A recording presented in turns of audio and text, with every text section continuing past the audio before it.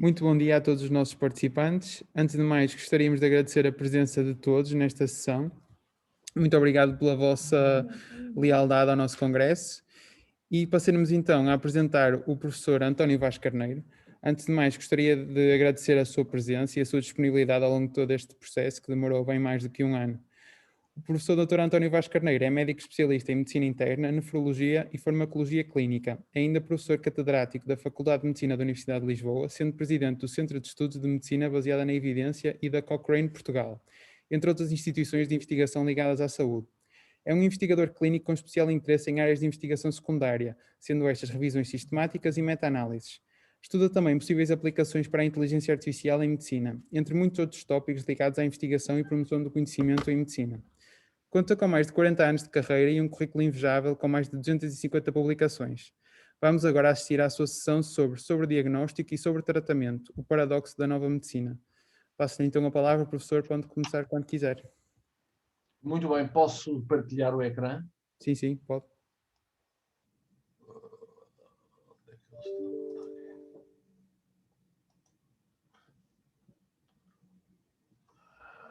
Já estamos a ver, pode começar, professor. Está a ver? Espera lá que eu preciso aqui. Já estão a ver? Muito bem. Sim. Bom dia a todos.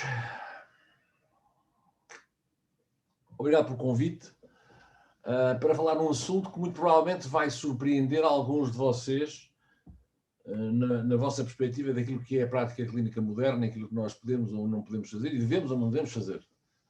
Prometo que não falarei da pandemia, até porque eu pessoalmente recuso-me a falar da pandemia, mas no fim darei um exemplo de uma comunicação muito interessante sobre segurança de vacinas, que eu acho que é um pouco o exemplo de como é que nós temos que comunicar com as pessoas, e também procurei dar-vos nesta comunicação, nesta lição, dar-vos a importância de que as pessoas têm na prática médica, isto é, como é que nós fazemos uma prática influenciada e sob pressão dos nossos doentes ou das pessoas saudáveis, enfim, basicamente é isso. Obrigado pela apresentação. Eu, em primeiro lugar, não tenho conflitos de interesse para fazer esta apresentação e esta minha comunicação não é pessoa oficial do Estudo de Saúde baseada na evidência, nem na Cochrane Portugal, são as minhas próprias opiniões. Eu gostava de começar por dar-vos um exemplo de um estudo muito interessante que foi publicado aqui há uns anos atrás na JAMA Internal Medicine. Bom, o objetivo deste estudo foi analisar a mortalidade e as diferenças de tratamento entre doentes internados em hospitais americanos com eventos cardiovasculares agudos, portanto, infarto do miocárdio ou angina estável, durante as datas dos congressos de cardiologia versus as datas normais, ou vida normal. Isto é, quando os meus cardiologistas todos saíam todos os hospitais para ir para a reunião anual do American College of Cardiology ou da American Society of Cardiology, o que é que acontecia à mortalidade dos doentes quando os cardiologistas estavam fora nessa reunião versus a média dos outros dias normais, digamos assim, de rotina normais, ok? Foi uma análise retrospectiva de uma mortalidade aos 30 dias de doentes Medicare, internados com infarto do miocárdio, insuficiência cardíaca, paragem cardíaca de 2002 a 2011 durante as datas dos dois meetings maiores de cardiologia americanos comparados com os mesmos dias 3 semanas antes e depois dessas conferências, ou seja, comparava-se as 6 semanas à volta das conferências com a semana da conferência provavelmente dita em que os médicos não estavam lá, ok? Entre as datas dos meetings e não meetings tinham as características dos doentes eram as mesmas. Os doentes que estavam internados no momento em que os cardiologistas iam para as reuniões tinham a mesma base de risco, tinham as mesmas características demográficas, tinham a mesma complexidade daqueles, e é o primeiro passo, daqueles que estavam internados nos outros dias, ok? Eles utilizam estes sistemas de predição de morte, e aquilo que nós vemos aqui é que, quer para o infarto agudo do miocárdio, quer para a insuficiência cardíaca, as mortalidades previstas, isto é, aquelas que nós estávamos à espera que acontecessem, eram idênticas nas duas populações. Na população que estava internada no momento naquela semana em que os cardiologistas lá não estavam, e a população internada normalmente quando os cardiologistas também lá estão. Não havia aqui diferença de base nenhuma em termos dos riscos, ok? As datas era a mesma coisa, o tipo de hospitais era exatamente o mesmo. E aquilo que nós vemos aqui é que, neste gráfico à esquerda, é que os doentes com insuficiência cardíaca de alto risco apresentaram uma mortalidade aos 30 dias inferior quando admitidas durante a altura em que os cardiologistas lá não estavam. A mesma coisa que com o infarto agudo do miocárdio, e que os doentes com infarto agudo do miocárdio, para além da mortalidade ser menor, tiveram menos intervenções, a angioplastia, sem qualquer impacto na mortalidade. Vocês veem aqui, é no infarto de miocárdio, insuficiência cardíaca, quer nos doentes de baixo risco, quer nos doentes de alto risco. O que nós vemos é que os doentes que estavam internados no hospital ou foram internados no hospital durante os meetings tiveram uma mortalidade inferior. Ups! É lá. Dá a ideia que os cardiologistas andam a matar doentes. Quer dizer, eu perante estes dados, na próxima vez que fosse para um hospital, perguntava: há reunião científica, sim ou não? Se houver, não vou. Ou melhor, se houver, vou. Se não houver, não vou. É um resultado algo bizarro, não é? Quer dizer que a prática clínica normal de cardiologia faz mais mal que bem. Porque os mesmos tipos de doentes, exatamente, com os mesmos riscos de base, exatamente, internados durante a semana em que os cardiologistas estão fora, ou as 3 semanas antes e depois dessa semana, têm tendência a morrer menos. E a razão é muito simples. E já, aliás, é explicável. É que há um tipo de prática clínica na América extraordinariamente agressiva para os doentes internados. Eles intervencionam doentes de 90 anos, dementes, com cancro do cólon, fazem angioplastias. E estas coisas depois têm complicações. E quando têm complicações, atingem os doentes. Portanto, a velha ideia de quanto mais medicina melhor é um cruel erro, é um erro colossal. Eu já vos vou mostrar alguns dados para vos tentar convencer que fazer tudo e mais alguma coisa é uma péssima ideia. Acima de tudo para os doentes, não é? Bom, o que é que eu vos quero falar hoje? No conceito daquilo que se chama os cuidados baseados no valor e a tipologia de prática, a variação como uma medida de sobreutilização dos recursos, a importância da definição de doença naquilo que nós chamamos o excesso de medicina, o excesso de intervenção médica, um problema gravíssimo que é o tratamento a mais dos doentes geriátricos, ou seja, o tratamento que os doentes têm idosos, ou aquilo que nós fazemos aos doentes idosos em termos de tratamento e as suas consequências. Depois vou-vos dar uma ideia sobre como é que vai ser os sistemas de saúde num mundo pós-pandémico e a importância deste assunto que estamos aqui a discutir hoje. E finalmente dás um exemplo, e é a única vez que vou falar sobre o Covid, de uma comunicação de riscos de saúde sobre as vacinas. E isto é como um modelo para depois nós até podemos fazer essa mesma mensagem noutras áreas da medicina. Na oncologia, na cardiologia, na pediatria, o que for. Não é? Isto é só um exemplo gráfico muito interessante. Bom, qual é o conceito da prática e as tipologias de prática baseadas no valor? Isto é uma definição do Michael Porter, que saiu em 2010 no New England, e no fundo é uma relação entre resultados e custos. É uma equação. Os resultados é aquilo que são importante para os doentes, está ligado à condição, à doença, à patologia, é a falta de ar no cancro da insuficiência cardíaca, é a dor torácica no cancro do pulmão, o que for, não interessa. E depois os custos, uma relação com os custos, sendo os custos do ciclo inteiro de tratamento. E, portanto, há aqui uma relação entre os resultados e os custos. E isso permite-nos classificar as práticas em 3 grandes áreas. Okay? A primeira é sob-uso, isto é, a subutilização de recursos, nomeadamente de cuidados eficazes, evidence-based, ok? Em que, basicamente, os grandes responsáveis aqui são a organização do sistema de saúde, descontinuidades e etc., mas também uma ignorância da parte dos profissionais daquilo que têm que fazer.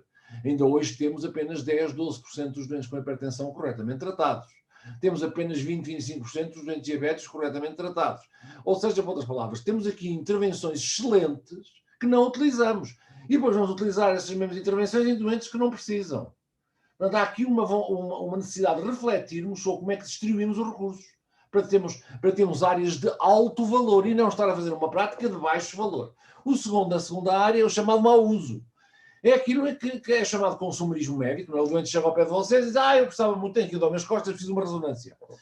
Faz a favor de me fazer uma ressonância, ou eu tenho uma doença coronária e preciso de operação, mas eu não, prefiro antes fazer uns copos de água da homeopatia, que eu sinto safo-me com certeza. Moral da história.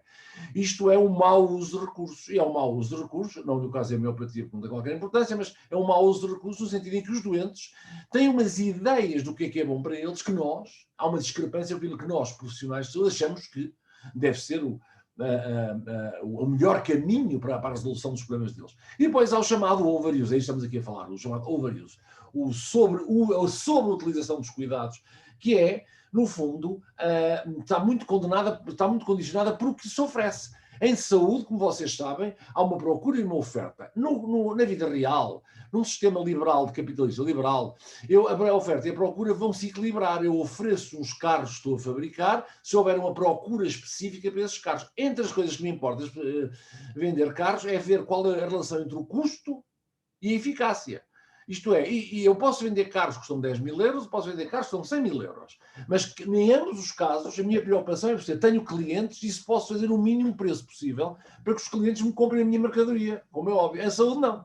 A saúde, como é alguém paga isto, ou o Estado, ou os seguradores, os médicos não querem saber, não sabem coisa nenhuma habitualmente, nem sabem os preços das coisas, e é gastar vilanagem, isto é, vamos fazer tudo e mais alguma coisa. Vou fazer tudo e mais alguma coisa tem hoje consequências muito complicadas, como eu vou tentar depois provar. Para além da parte técnica e ética do que é fazer tudo e mais alguma coisa, há aqui um aspecto de embate direto na saúde dos doentes. E é essa a perspectiva que eu gostava que nós discutíssemos aqui hoje. Eu não sou economista, nunca serei economista, não percebo nada de economia, mas sei o que é uma boa qualidade prática ou não é uma boa qualidade prática. O que nós estamos aqui a falar é de qualidade da prática. Estas classificações permitem-nos apenas dizer que é uma prática de boa qualidade, de qualidade modesta ou de, pura e simplesmente, má qualidade. Por exemplo, um dos conceitos que as pessoas têm, que é, e vocês também têm de certeza, e muitos médicos, é que quanto mais dinheiro metemos no Sistema Nacional de Saúde, melhor. No fundo, os nossos problemas são criados porque não há dinheiro. Porque se o governo, em vez de meter 9 mil milhões, metesse 90 mil milhões, fantástico, nós íamos ter a melhor saúde do mundo. Deixem-me mostrar-vos aqui uma coisa que não é bem exatamente isso. Este é um estudo feito há 2 anos por um grupo americano. Eles foram comparar os resultados em saúde com o gasto. E começando num nível muito baixo de gasto, os resultados são muito maus, não é? Quando não há cuidados, o pessoal morre de torto e a direito, não é? E vamos começar a meter dinheiro. E aí os resultados começam a ficar melhores. E os exemplos aqui é, por exemplo, a sanitação, a água limpa, a vacinação, etc., em que o número necessário, isto é, o número de pessoas que beneficiam disto para evitar um evento é de 1 a 5, é espetacular, ok? Portanto, o ponto A representa cuidados de alto valor. Porque pequenos investimentos têm um impacto enorme nos resultados. E depois vou continuar a meter dinheiro. E aqui chego ao ponto B. O ponto B já é um nível intermediário de ganhos, porque já estou a gastar bastante dinheiro para um resultado nos outcomes que começa a aplanar-se. Mas se eu continuar a meter dinheiro, o que acontece é que os resultados se vão horizontalizar. Eu não vou ganhar nada em termos de qualidade, nem em termos de resultado, metendo mais dinheiro. Mas o mais interessante de tudo é que se eu continuar a meter dinheiro, eu vou começar a degradar a qualidade dos cuidados. E é este conceito fundamental de haver um equilíbrio, e esta chamada curva, na superfície de baixo da curva, que é um equilíbrio entre aquilo que a gente mete no nosso sistema e o resultado que obtemos. Portanto, quando eu já vejo os líderes médicos a dizer temos que investir mais, Portugal é dos países que menos investe na Europa, a minha pergunta é investir em quê? Onde? Como? Para quê? Essa é que é a pergunta aqui. Porque isto que aqui está acontece muito na América, em que a saúde na América não é um direito, é um negócio. E como é óbvio, há muito dinheiro na América e, portanto, eles estão todos a trabalhar nesta parte da curva. E é óbvio que aqui se levantam problemas gravíssimos. Porque esta parte aqui, nem os doentes, nem os médicos, nem os sistemas gostam, no entanto, são obrigados a fazê-lo. É aquele caso que eu vos disse há bocado, do doente com 90 anos, demente com cancro do cólon, que é operado ao coração. Nós cá diríamos, deixemos o doente em paz, vamos ter cuidados paliativos. Mas lá, porque o doente, se tivesse acordado e se tivesse algum pensamento, quereria ser operado. A família quer que ele seja operado. O médico quer que ele seja operado. O hospital quer que ele seja operado. O homem é operado. Isto é muito interessante porque dá-nos 2 gamas de ética. Há uma ética americana e há uma ética portuguesa. São diferentes. Mas isto é muito interessante porque, no fundo, não podemos absorver, pura e simplesmente, a prática clínica daquilo que vem lá de fora. Não é assim. E é muito curioso também que quando nós olhamos para a nossa qualidade, a nossa intervenção, uma boa parte das pessoas não compreende que é o risco de base que determina o sucesso da terapêutica. Nos doentes com baixo risco, isto é o risco de base, doente com baixo risco, a probabilidade de uma análise de benefício-risco negativo, isto é, o risco ser maior que o benefício, é muito grande quando o risco é baixinho. Conforme o risco vai subindo, os benefícios vão aumentando. Quer dizer que eu tenho um grande impacto em tratar a insuficiência cardíaca congestiva, sei que numa análise de benefício-risco o que o doente ganha é muito mais do que o que ele perde, por exemplo, em efeitos secundários, mas quando estou a tratar uma pessoa que está bem, estar a fazer um check-up anual é um erro colossal, porque o check-up anual vai induzir uma série de intervenções que vão fazer mais mal que bem. E já há para aí 5 revisões sistemáticas que demonstram isto. Porquê? Porque o risco das pessoas do check-up é muito baixo, por definição, não têm doença. E, portanto, o que acontece aqui, é este o ponto central da minha comunicação hoje, é que ao alterarmos a definição de doenças, estamos a intervir em pessoas com risco cada vez mais baixo. E quanto mais baixo for o risco, pior é o balanço benefício-risco, ou melhor, benefício-dano da nossa intervenção. Nós temos que ter muito cuidado com isso. Ou seja, por outras palavras, nós temos que ter a noção de que tratar o cancro não tem discussão, mas tratar um colesterol de 180 já tem muita discussão. Ok? E, portanto, este esquema, o que nos mostra é que, de facto, ninguém questiona o tratamento dos doentes de alto risco, é nos doentes de baixo risco que as coisas se complicam. Deixem-me dar agora um conceito, que é um conceito muito interessante, chamado variação dos cuidados. A variação dos cuidados define-se por doentes iguais em termos de risco, com quadros clínicos iguais, são diagnosticados e tratados de maneira completamente diferente. De um hospital para o outro. Melhor, de uma enfermaria para o outro. Eu tenho aqui no Hospital Santa Maria enfermarias que têm práticas clínicas diferentes, ambas de medicina. A do piso 5 faz uma coisa, a do piso 4 faz outra. Em doentes iguais. Nem é estar à espera de Santa Maria comparado com um distrital ou São João do Porto. Não, não. É dentro do mesmo hospital, 2 pisos de cirurgia fazem profilaxia de tromboembolismo de maneira completamente diferente. Ok? E esta variação de cuidados é uma espécie de uma medida substitutiva da tal sobreutilização que eu vos quero mostrar. Okay? Isto são dados nossos da OCDE, que nós estamos aqui, Portugal está aqui. O que é que nós vemos aqui? É um conjunto de países e temos aqui uma taxa, neste caso, de taxa de admissão hospitalar. E o que nós vemos é que não só no mesmo país há uma variação enorme de hospital para hospital da taxa de admissão, como essa taxa média varia muito de país para país. Como vê, em Portugal está numa posição muito honrosa, nós aparentemente internamos relativamente poucos doentes. Resta a pergunta se isto é boa prática ou não. Não sei responder a esta pergunta. Mas aparentemente aqui nós somos dos que menos, por exemplo, a Alemanha é conhecida por internar toda a gente. Há mais pequena coisa, vai ter dentro do hospital. Isto tem problemas. Isto não é assim, mas mesmo dentro da Alemanha, reparem que há uma variação extraordinária, entre 50% a 100% de variação nos diversos condados americanos, desculpem, alemães, as diversas províncias alemãs. Portanto, o que nós estamos aqui a ver é uma coisa estranha, que é uma variação extraordinária da taxa de internamento para doentes que deveriam ter consistentemente os mesmos gráficos. Devia estar tudo mais ou menos a meio e tudo mais ou menos à volta dos círculos. Isto demonstra a tal variação da prática clínica, que é muito importante. Quando nós olhamos, por exemplo, para a angioplastia coronária nestes países, o que nós vemos é que há igualmente uma enorme variação de hospital para hospital. Por exemplo, em França há uma variação entre 160 e 400, o que quer dizer que há hospitais que fazem 3 vezes mais intervenções do que outros, repito, em doentes cujo risco de base é o mesmo. Nem das duas uma. Ou os hospitais em França, que intervencionam um pouco têm razão e estes estão a fazer mais mal que bem, ou estes que intervencionam um pouco não têm razão, estão a deixar morrer os doentes que precisam da PTCA. A mensagem aqui é olhar, por exemplo, uma vez mais a Alemanha é um exemplo outlier, reparem a variação do PTCA na Alemanha, mas mais do que isso, ela é muito mais intensa do que Portugal. Agora, dito isto, eu diria assim, será que Portugal está a fazer menos? Temos que ver. E depois há estudos que comparam o risco de base dos portugueses com doença coronária com os outros. E saímos muito bem na fotografia. Provavelmente aqui o benefício, neste nível alto, o benefício é inferior ao risco. Isto é, os doentes estão a ser subtratados. Okay? E quando olhamos em Portugal para um conjunto de intervenções banais, esterectomia, cesarianas, artroplastia do joelho, cateterização, etc., o que nós vemos é que A média tem uma enorme variação conforme a tecnologia que estamos a utilizar. A minha favorita é do joelho, a artroplastia do joelho. Há sítios onde a artroplastia do joelho é 5 vezes menos do que noutros sítios. Será que são os doentes com mais problemas de joelho que vão a estes hospitais versus os outros? Não. A população é a mesma. A taxa de doentes que precisam de artroplastia porque têm osteoartrites graves do joelho é a mesma. O que acontece é que nestes hospitais temos cirurgiões, que temos ortopedistas que têm técnicas avançadas e gostam muito de substituir joelhos. E este não.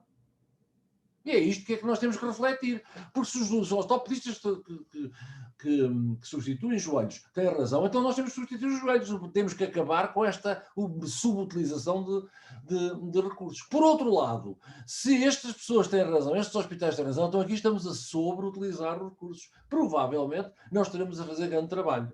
E é este conceito que é um conceito absolutamente fundamental. Quando olhamos para um país tão pequeno como o nosso e olhamos para as taxas de internamentos hospitalares e o escuro é as taxas mais altas, verificamos, por razões que desconhecemos, a Cova da Beira, aqui assim à volta da Covilhã, tem 5 vezes mais internamento que o Porto.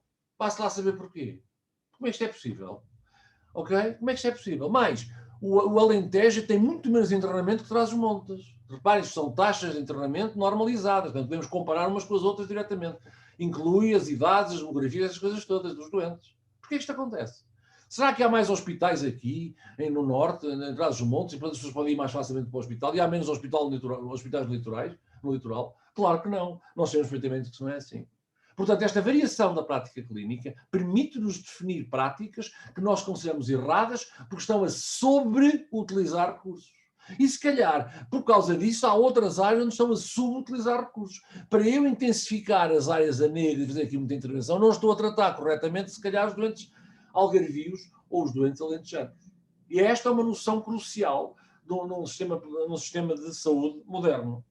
E agora vamos falar de uma coisa que é muito interessante, que é a definição de doença. Bom, como eu acho que vocês, quando estão a ouvir-me, estão a pensar, mas qual é o problema desta definição de doença? Bom, a definição de doença é que vai nos permitir intervir ou não. Isto é, nós temos convictos que os doentes têm doença, nós vamos intervir. E já vos vou mostrar qual é o problema que isto tem. Este é um estudo muito interessante que tem a ver com os autores das guidelines, das normas de atenção clínica. Okay? Estes autores procuraram compreender a prática clínica deles, a prática de guidelines deles na escrita das próprios textos em si, e eles foram olhar para um conjunto de condições normais de uma lista das doenças mais caras de tratar, e, no fundo, foram olhar também para 20 classes terapêuticas, ok? E depois foram olhar para as pessoas que faziam, que eram no fundo, responsáveis por este texto. E aquilo que eles concluíram foi coisas muito interessantes. Temos aqui as doenças e temos aqui o que estes experts escreveram nas guidelines. E o que nós vemos é que na hipertensão e na doença de Alzheimer, eles criaram uma nova coisa chamada pré-doença. É a pré-hipertensão e a pré-Alzheimer. Para quê? Para, pura e simplesmente, aumentar o número de doentes e nesse sentido, tratá-los mais. Atrás destas definições são sempre desejos de maior tratamento e, portanto, um aspecto comercial. Por exemplo, já vos vou mostrar, os limites do diagnóstico para o colesterol, para a depressão, para a doença de refluxo esofágico, etc. E outro truque que é utilizado é fazer o diagnóstico mais cedo, em que as pessoas estão mais saudáveis deste conjunto de doenças. Eu já vos vou dar aqui dar-vos a dimensão do desastre para perceberem como é que nós estamos a definir doenças e o impacto que isso tem na nossa prática. Este é um quadro muito interessante que olha para a osteoporose, para o infarto do miocárdio, para o síndrome poliquístico ovárico e para a pré-diabetes, a tal coisa que não existe, e olha para a população em que estes estudos foram feitos e vai olhar para a definição prévia, isto é, a definição, fosse ela qual era, não interessa qual fosse, a definição prévia de osteoporose, infarto do miocárdio, de síndrome poliquístico ovárico ou de pré-diabetes, e vão olhar que com estas definições qual era a prevalência na América destas doenças. E tínhamos a osteoporose 21%, o infarto do miocárdio 18%, etc, etc. Os sábios reuniram-se todos e resolveram fazer novos critérios de guidelines e baixaram o nível de definição. E o que aconteceu é que subitamente uma prevalência de 21% passou a ser 72%. No infarto do miocárdio passou de 18% para 29%. Na pré-diabetes passou de 26% para 50%. Okay? Ou seja, a simples questão de eu alterar os critérios de definição de um fator de risco tem um impacto profundo na prevalência e, portanto, faz com que um conjunto de pessoas passe a ter doença que antes não tinha. Por exemplo, na diabetes, isto é mostrado de outra maneira, na diabetes, na hipertensão, na hiperlipidemia e na osteoporose, vemos a mesma coisa. Isto é de 87, este estudo de 87, isto era o número de pessoas, o chamado point prevalence das pessoas com estas patologias, a novas definições criadas pelos experts em guidelines, com um novo número de casos, e simultaneamente, literalmente, a definição de pré-hipertensão passou de 38 milhões de pessoas hipertensas para 52 milhões de hipertensas, ou seja, um aumento instantâneo durante a noite, literalmente depois da publicação de guidelines, 35%. A hiperlipidemia, quando baixou de 240 para 200, apareceram mais 42 milhões de pessoas necessitando tratamento. Ou seja, um aumento de 86%. Escuso-vos dizer qual é o impacto que isto tem. E é bom que isto seja discutido. Porque estamos todos a falar de doentes de baixo risco. Tudo isto são doentes de baixo risco, são doentes saudáveis, com doenças de baixo risco. E aqui vem um esquema, basicamente comparando aquilo que a American Diabetes Association foi definindo como era a tal pré-diabetes, em que a diabetes se manteve razoavelmente estável, uma subida modesta, mas a pré-diabetes está espetacularmente aumentada. Porquê? Porque tem uma pastilha, é a pastilha para tratar a pré-diabetes. E quando eles fizeram uma análise destas pessoas que fizeram os guidelines, concluíram que eles tinham todas ligações à indústria farmacêutica, a grande maioria deles. Ora, isto é um problema. Eu não estou a dizer que nós não devemos tratar os doentes. O que eu estou a dizer é que quando o risco é baixíssimo de ter alguma complicação, a pré-diabetes, só 1% é que evolui para a diabetes. A tal pré-diabetes, que foi inventada para tratar doentes que não devem ser tratados, apenas 1 a 2% é que evoluem para diabetes mesmo, necessitando o quadro clínico da diabetes. O que quer dizer que há 98% das pessoas classificadas como pré-diabéticas que nunca vão ter a doença. Se eu não estou capaz de quantificar o risco que estou a fazer, todas estas doenças, para quê? Para dar-me com pastilha todos os dias, até insulina, você está doida. É preciso que nós temos que perceber, nós médicos é que temos que controlar isto. E eu, como vocês sabem, fui sempre um defensor das guidelines, tenho um departamento no Instituto que faz guidelines, mas critico muito as metodologias guidelines que nós expomos. Muito, muito. E, portanto, esta definição de doença é crucial para nós termos a noção de que se devemos tratar ou não devemos tratar. Eu aposto que vocês nunca tinham pensado nisto. Mas eu vou voltar atrás para vocês verem o impacto que isto tem. É um impacto brutal. Estamos a falar de aumentos quase a duplicação, praticamente a duplicação, da prevalência da doença. Por uma definição, eles tinham X, com a nova definição, eles têm 2X. E agora a questão que se tem que pôr é, bom, estes novos doentes que eu arranjei pura e simplesmente através de uma nova definição de doença ou de fator de risco, necessitam de intervenção, sim ou não? E aí é que a parte fica interessante, nós hoje temos cada vez mais estudos em que sabemos que se formos intervir sobre estes doentes, vamos quase consistentemente ter um resultado negativo. Ou seja, vamos fazer o tal sobrediagnóstico e o tal sobretratamento. E aí as coisas são muito fáceis, vão ser muito mais sérias, mas depois temos, como é óbvio, consequências graves para os doentes. Não se esqueçam que os doentes de baixo risco são muito mais numerosos que os doentes de alto risco. O doente com hipertensão arterial médio é um doente com hipertensão arterial modesta, seja qual for a idade que tiver. Não temos aqueles doentes com 250, 150 de tensão arterial. Não. É sempre tudo 15,9, 14,5, 8,5, 16,10. É isto que nós temos. Tratar estes doentes implica que nós temos que ter muita atenção ao que estamos a fazer. E mais, sabemos perfeitamente que por cada 100 doentes destes que nós tratamos, 98 não vão ter benefícios, porque nunca iriam ter um evento nos 10 anos seguintes. Nós temos esses dados todos. Portanto, aqui a questão que se põe é, bom, mas eu não sei quais são esses dois doentes que vão responder e, portanto, não trato todos os 98. Como é que eu sei? Não sabemos. Então o que é que fazemos? Tratamos toda a gente. Pronto, mas temos que ter esta atenção. Sim, tratamos toda a gente, mas temos que perceber o que estamos aqui a fazer. Isto não é só dizer, eu assim sendo, trato toda a gente, olha, em nome de salvar aqueles eventos, aquelas complicações, vou tratar 98 doentes que não precisavam. Como todos os tratamentos têm benefício e risco, eles não têm benefício, só lhes estamos a aumentar o risco. Certo? Se 98 em cada 100 não têm benefício, então o benefício desaparece, é só o risco, porque a intervenção tem risco, não é? É preciso pensar isto desta maneira. É claro que eu compreendo que na prática clínica é muito mais complicado. Os vossos chefes acham que aquilo que eu estou aqui a dizer, que é uma elucubração do Vasco Carreira, que tem a mania que é um gênio.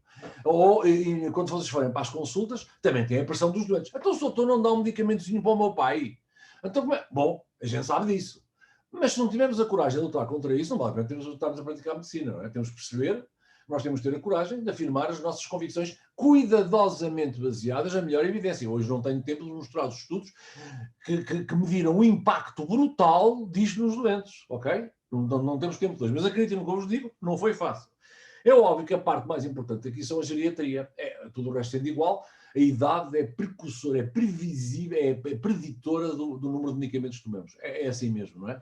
Digamos que quando se tem 80 anos, para passar dos 80 aos 81, eu preciso tomar muito mais medicamentos, passar dos 25 aos 26. Toda a gente sabe isso. E, portanto, a população geriátrica é uma população particularmente importante. Quanto mais não seja, porque está cada vez a crescer mais. E digamos assim, esta espécie de casa, que antes era uma pirâmide, hoje já não é pirâmide de coisa nenhuma, não? Hoje está a ficar um cilindro. Porquê? Porque estamos a sobreviver muito mais. Temos muito mais doentes com idades avançadas. Mas para que estes doentes existam, e aqui tem a percentagem de população que chega aos 80 anos, ok? Neste conjunto de países, para que nós possamos tratar esta gente toda, temos que ter uma atenção muito grande para perceber onde é que é o nosso ponto de intervenção. Com que idade, com que patologia, com que agressividade é que os queremos tratar. E depois temos outro problema muito interessante. É quando olhamos para os medicamentos que foram estudados em ensaios clínicos e doentes semelhantes aos nossos que foram incluídos em ensaios clínicos, nos grupos etários mais baixos, os resultados de ensaios clínicos habitualmente até é ultrapassado por a prática clínica. Mas nos grupos etários mais altos, nós estamos a utilizar medicações que nunca foram estudadas nestes doentes. E nós sabemos porquê. No ensaio clínico com doentes muito idosos, estes doentes vão morrer muito e é muito difícil às vezes concluir qualquer coisa da nossa intervenção em termos de mortalidade. Ninguém quer fazer um ensaio clínico com uma taxa chamada attrition rate de 3 em 3 meses, 10%, isto é, 1 em cada 10 doentes morre por causas naturais, até 3 em 3 meses. Ninguém se quer meter nisso. Por isso, aí são doentes muito difíceis, de alto risco. O que nós estamos a testar pode depois ter consequências muito complicadas nestes doentes. Razão pela qual não se estudam os doentes com mais de 70, 75, 80 anos. Curiosamente, a nossa prática clínica é exatamente estes doentes, 70, 75, 80. Há, portanto, uma discrepância entre a qualidade da informação clínica para tratar os doentes mais novos versus os doentes mais velhos. Nós estamos a tratar os doentes mais velhos com experiências feitas em doentes mais novos. Má ideia. Porque os doentes, assim como um bebê não é um homem pequenino, um homem idoso não é um homem grande. Os metabolismos são diferentes, os espaços de distribuição são diferentes, as funções hepáticas e renais são diferentes, tudo é diferente. Eu só sei se a medicação funciona quando estudo os doentes com aquela idade. Não pode, tenho que extrapolar, não tenho alternação, tenho que extrapolar dos 60 ou dos 40. Mas não é boa ideia. Temos de ter os dados das populações. Até porque há muita coisa que nós não sabemos da influência da idade sobre o próprio metabolismo. Não sabemos. E, portanto, só vos dá uma ideia de que o campo até é um campo muito arriscado. Quanto mais velhos os nossos doentes são, mais arriscado é tratá-los, não é? E, de facto, quando nós continuamos numa perspectiva de tratar doentes de 80 anos, como se eles tivessem 40, acontece que temos uns problemitas, não é? Este é um estudo feito há 2 ou 3 anos, em que eles foram olhar para... A pergunta era, há uma associação entre a mortalidade e o controle glicémico, da pressão arterial e do colesterol em doentes com diabetes tipo 2 mais velhos que 80 anos? Há aqui alguma associação entre este tratamento mais agressivo e a mortalidade? Foi um estudo de uma coorte prospectiva, portanto um grupo que se segue no tempo, não é? Estes autores avaliaram uma base de dados de cuidados primários nos Estados Unidos, com 26 mil doentes mais velhos de que 80 anos e com diabetes mellitus tipo 2, portanto são doentes por definição de alto risco. Este até tem um risco elevado, não é? E tinha toda esta informação fantástica, exames objetivos, testes, diagnósticos, essas coisas todas, não é? E eles foram fazer aquilo que se chama o database mining, que é olhar para aquilo tudo, varrer aquilo tudo com todo cuidado, para tentar perceber toda a informação que nós lá temos. Isto é um registro, portanto são bases de dados muito bem construídas, que nos permitem depois fazer esta operacionalização toda, estas métricas todas, ok? E mais ou menos metade deste grupo eram mulheres, e um terço tinha uma doença cardíaca coexistente. E a maior parte, cerca de metade já tinha diabetes há mais de 10 anos. Estamos a falar, portanto, de doentes crónicos. 10% dos doentes eram mais velhos que 90 anos e houve uma mediana de 2 anos de follow-up, durante o qual de 4.500 doentes, 17% morreram. Depois, os autores foram estudar a mortalidade, ajustada para vários fatores, incluindo a idade, o sexo e a duração da diabetes, para tentar perceber se o tratamento agressivo que estes doentes estavam a fazer, com os mais de 90 anos, qual era o resultado, o que é que acontecia. Igualmente, outros estudos, houve uma relação entre a mortalidade e o controle glicémico, medido por a hemoglobina glicada, não é? Que tem uma forma de U, e em que a base, portanto, a base mais baixa, o nadir, digamos assim, dos valores da hemoglobina é entre 7 e 7,5. E para a pressão arterial 150 é 90. E quanto mais baixos eram estes valores, maior era a mortalidade. Isto é, por outras palavras, se eu insistisse em baixar a hemoglobina de 7 para 6,5, ou 150-90 para 140-80, havia uma relação direta com o aumento da mortalidade. E a relação com o colesterol foi idêntica, um bocadinho mais complexa, porque os colesteróis muito baixos, ainda por cima, são marcadores de doença. Porque os colesteróis muito baixos, os doentes com colesterol muito baixo, com 80 anos, morrem mais do que os doentes com colesterol normal ou elevado. Eu, por exemplo, não trato os meus doentes acima de 80 anos com colesterol, porque estes dados são dados muito consistentes. Dá a ideia de que o colesterol baixo como que desarranja, entre aspas, as membranas celulares, sabe que os lípidos são fundamentais para as membranas celulares. Portanto, tratar o colesterol aos 40 anos já tem a ver com tratar o colesterol aos 80 anos, ok?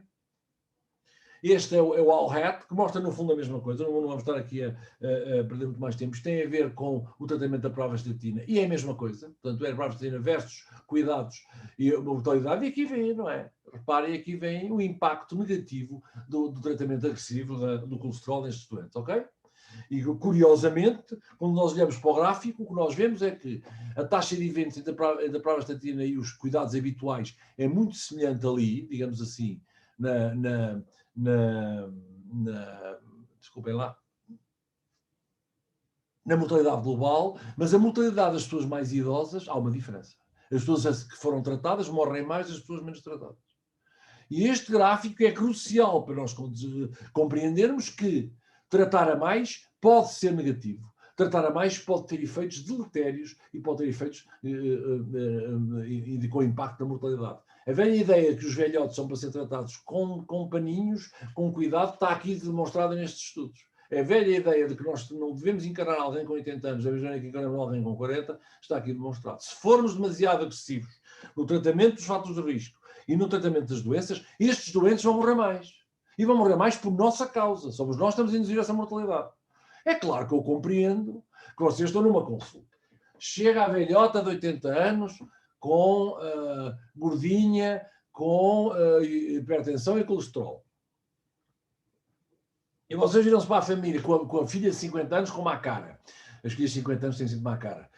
Com má cara. Sou professor, para ir cá trazer a minha mãe, porque a minha mãe não segue as instruções que eu ouvi na televisão às 8 da noite. Faz bem dizer-lhe, olha, se calhar ela faz bem. Não, senhor, não se quer tratar, mas tratar para quê, minha senhora? Não, dona, isto é um caso verídico. Dona Adelaide, então digam lá. Está bem, estou um bocadinho gordo, ouvi dizer que tenho que perder peso. Dona Adelaide, diga-me lá, que idade é que tem? Tenho 86 anos. Ótimo. Então diga-me, há quanto tempo é que é assim gorda? Filha, diz ela para a filha, filha, eu acho que foi quando tu nasceste. Deixa lá ver se eu compreendo, disse para ela. A senhora é gorda há 50 anos? Sou, sim, senhor. E chegou aos 86? Cheguei, sim, senhor. Sem doença? Sim, senhor. Está proibida de fazer dieta. Está proibida de fazer dieta. Até vai começar a comer feijoadas e bacalhausadas, porque eu quero todas as doenças que me deixam viver com a qualidade de vida que eu tenho aos 86 anos. É claro que a filha não vai gostar. Eu sei isso, eu compreendo isso. Eu só estou a dizer é que a nossa prática tem que fazer baseada na evidência. Nós temos que ser capazes de explicar à filha: olha, o que você está a pensar é pura e simplesmente errado.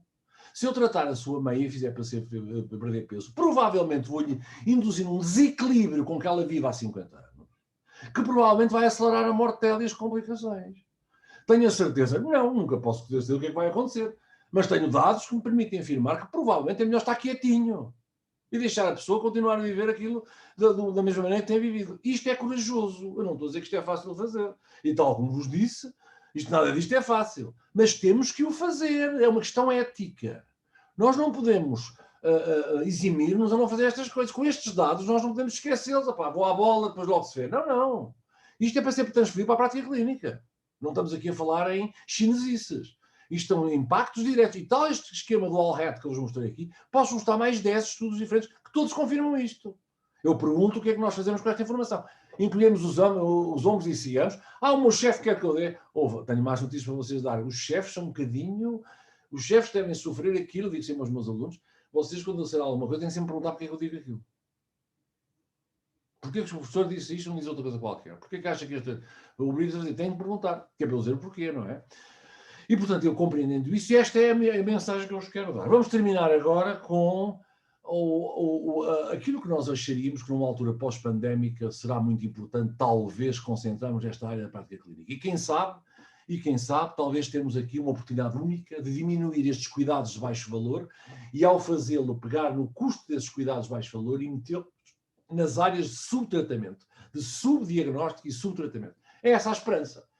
Não estou a dizer que é fácil, nem estou a dizer que vai acontecer, mas pelo menos nós temos a certeza com os dados que temos disponíveis hoje que esta área existe e nós temos que discutir esta área. Temos que ir buscar esta área. Quem quiser saber mais sobre isto, vai ao portal da Ordem dos Médicos, tem lá uma coisa chamada Choosing Wisely, que é uma campanha que nasceu há meio de anos no American Board of Internal Medicine e que hoje está em 20 ou 25 países, um dos quais Portugal, e a nossa ordem está a liderar este processo, que é recomendações de não intervenção.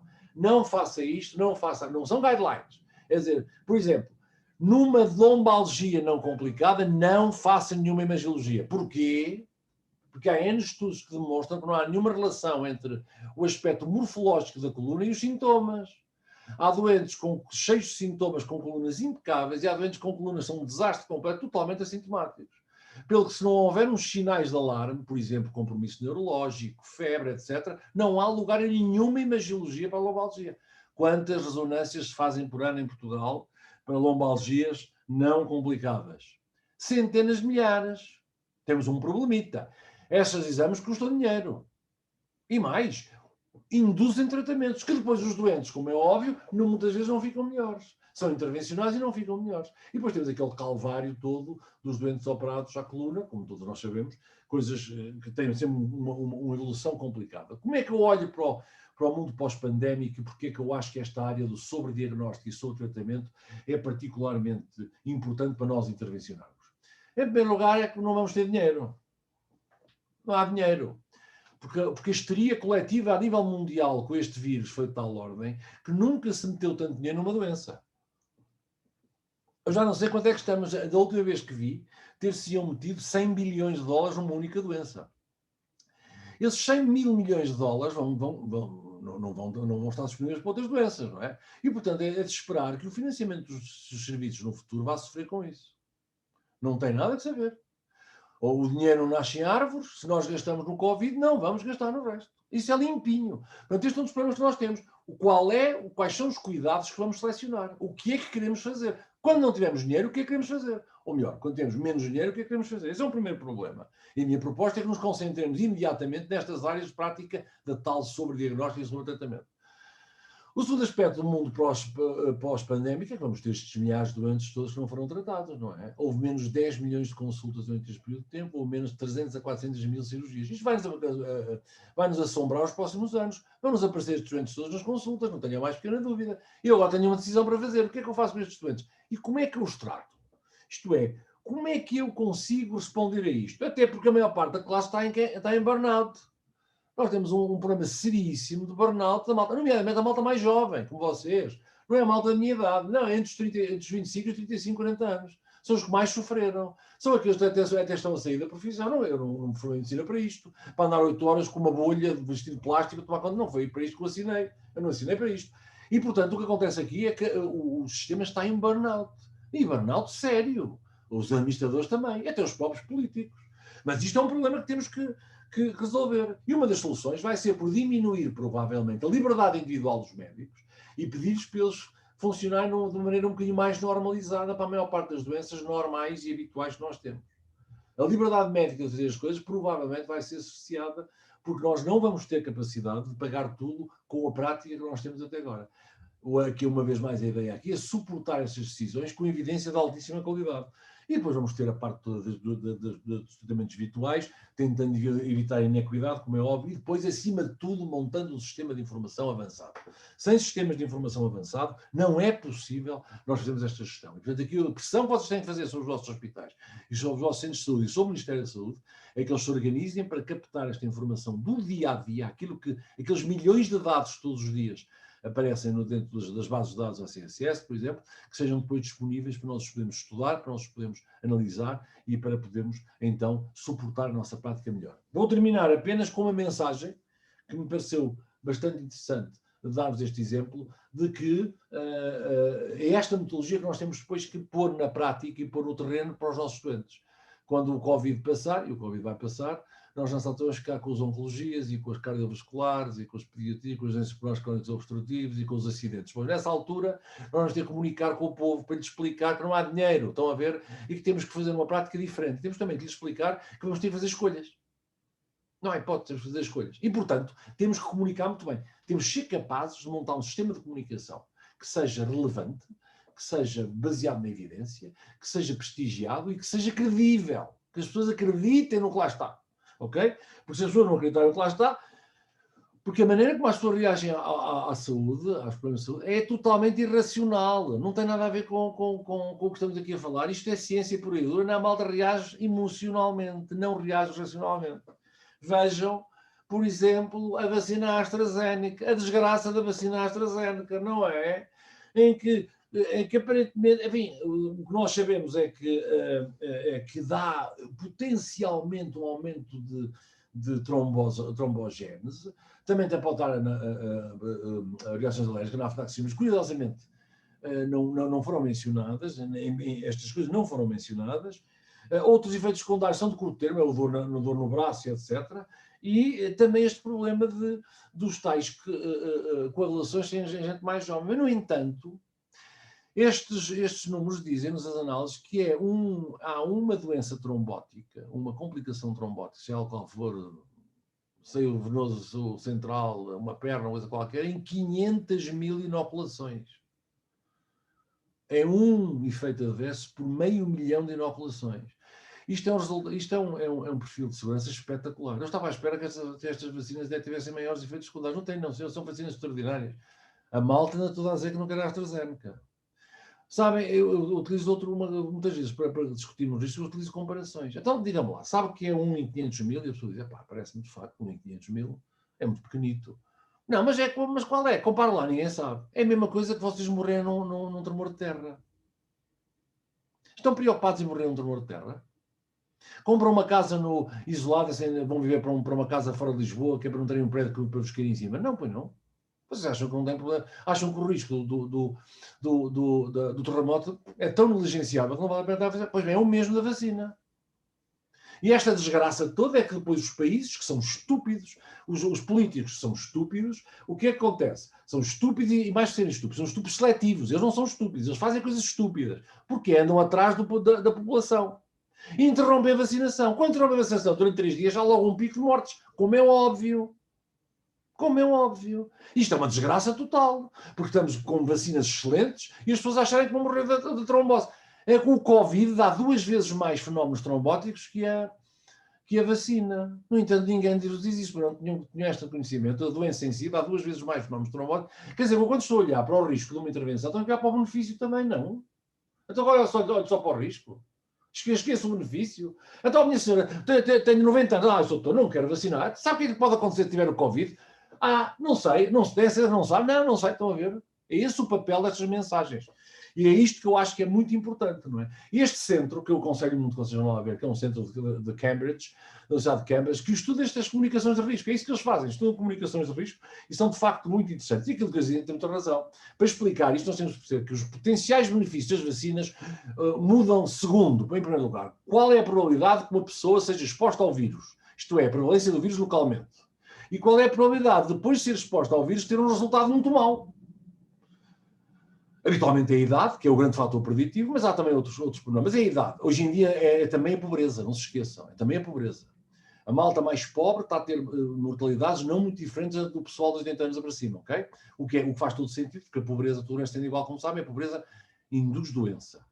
E nas doenças transmissíveis ainda é mais assim, porque as pessoas estão desnutridas, estão mal alimentadas, e, portanto, as doenças transmissíveis são muito mais, a tuberculose, assim, tudo isso é muito mais prevalente nos doentes pobres, não é? Portanto, estamos também a assistir a esse impacto na pobreza, não é? Depois, os benefícios vão-se somando todos os dias. A partir do momento que vocês se vacinam, todos os dias têm mais benefícios. É menos um dia de contágio e, portanto, estão a somar a diminuição de risco, todos. Por outro lado, é preciso perceber que é o fundamental comparar os benefícios com os potenciais danos, não é? Para os benefícios são as taxas de incidência e para os danos são o número de casos por evento. E aqui tem a representação gráfica que estes tipos de Cambridge fizeram, e nós temos isto na nossa newsletter do Instituto de Medicina, do Instituto de Saúde Baseado na Evidência da Cochrane Portugal, em que fizemos um relacionamento a isto, em que nós temos aqui os doentes de baixo risco e temos aqui os doentes de alto risco de exposição. O que nós vemos do lado direito é, segundo o grupo etário, a probabilidade de cada um deles ir ter uma complicação trombótica. E do lado esquerdo, a taxa de admissões hospitalares no mesmo grupo etário. O que nós vemos é que para um risco muito pequenino, por exemplo, os mais altos riscos, 0,2, quer dizer que há um quadro de cada 5 doentes, nós evitamos 14 internamentos em doentes de baixo risco, mas evitamos 130 internamentos em doentes de alto risco. E é esta análise de benefício-risco que é fundamental fazer e sem a qual nós não podemos dizer nada sobre as vacinas. É preciso perceber que há sempre um risco e há sempre um benefício. A análise deve ser de benefício-risco. E é o equilíbrio entre estes dois que nos deve permitir convencer as pessoas que elas devem vacinar ou não. E pronto, era basicamente isto que eu vos queria dizer. Termino com esta, que eu gosto muito desta anedota, porque diz bem o que é que hoje em dia é a comunicação em medicina. Tem aqui os meus contactos, aqui o meu mail, se quiserem, eu posso-vos enviar todos os artigos que quiserem sobre esta aula, porque bem entendido tudo aquilo que eu disse, temos tudo por trás, que já será dizer. Eu não tenho opiniões, atenção, eu não tenho opiniões. Eu mostro claro, tenho opiniões, mas eu mostro aquilo que a ciência mostra. Se quiserem criticar as minhas exposições, têm que criticar a minha metodologia. O professor Vasco Carreira, o senhor enganou-se, esqueceu-se daquele ensaio clínico saído no JAMA, está bem, ok. Se eu me enganei, dou a mão à palmatória e sigo. Mas têm que criticar a metodologia, não é minha, eu não tenho opiniões. E por isso é que eu não vou à televisão. Não tenho nada para dizer. Não tenho nada para dizer. Eu leio os dados e interpreto os dados. Se as pessoas não concordarem, não querem saber. Não é o meu problema. Eu estou a ler toda esta abordagem destes problemas que vocês viram é baseada em dados científicos exatos. Eu não estou a inventar, não. Tem tudo dados científicos exatos. Vocês podem dizer, pessoal, se calhar os seus dados podem ter outra interpretação. Está bem, qual é? Está bem, ok. Qual é? Qual é a interpretação? E aí é que a coisa fica interessante. É que nunca ninguém tem outra interpretação. Eu tenho nesse sentido que eu tenho que dar esta mensagem. Quando quiserem falar de mensagens de saúde, nomeadamente, não só com os vossos estudantes, mas, digamos assim, na comunicação social, preocupem-se sempre em citar os estudos na base dos quais estão a afirmar aquilo que afirmam. Isto tem duas vantagens. Estão a fazer um bom trabalho para os vossos estudantes, a informá-los bem, e em segundo lugar estão também a dar uma boa imagem vossa de pessoas cuidadosas, prudentes, e que dizem muitas vezes não sei. Eu digo muitas vezes não sei. Às perguntas que me fazem, não sei, tenho que ir ver. Há 6 meses sabia, agora já não sei, tenho que ir ver outra vez. E, portanto, era também este espírito rigoroso da prática clínica e da base científica de suporte à decisão clínica que eu vos queria deixar ficar aqui. Pronto, era isto, Fernando. Espero que tenha sido mais ou menos isto que vocês queriam. E agora acho que ainda há uns 10 minutinhos para questões, se quiserem. Sim, professor. Antes de mais, queria agradecer toda a sua apresentação. Foi extremamente elucidativa e acho que falamos aqui de um ponto muitíssimo importante da medicina atual e da medicina do futuro, na qual nós nos enquadramos. É um problema que teremos que resolver em conjunto, com pessoas com formação elevada e também pessoas com experiência como o professor. Como eu disse, temos aqui alguns minutinhos para perguntas e temos aqui algumas para colocar. Não sei se dará para responder a todas, mas vamos vendo. Até às 11, não é? Exatamente.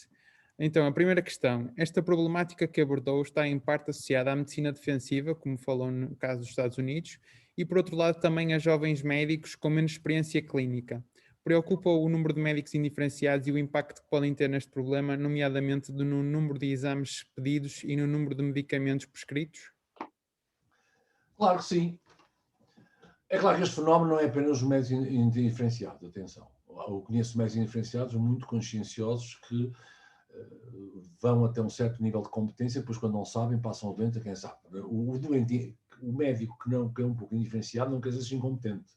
Eu tenho médicos, esses médicos com muito boa informação científica, tipos muito sólidos, que são incompetentes, metem-se em coisas que não sabem, não é? Portanto, o médico indiferenciado não quer dizer necessariamente seja incompetente.